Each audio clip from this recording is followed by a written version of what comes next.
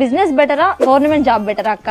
ఎవరికైనా financial freedom ఉండాలి, financial independence ఉండాలి. సో నాకు 0.25 మార్క్స్ తోటి ఒక పెద్ద జాబ్ మిస్ అయ్యాను నేను ఫైనల్ రౌండ్ లో.